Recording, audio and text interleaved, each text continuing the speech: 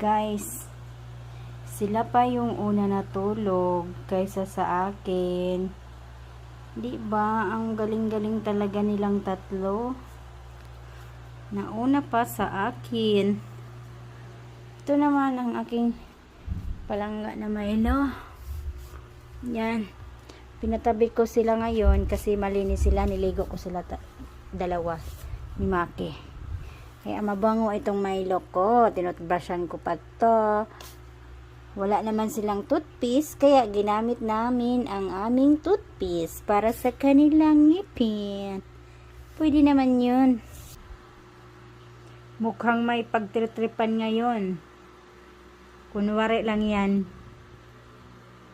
Kunwari, friends sila. Alam ko na yan ang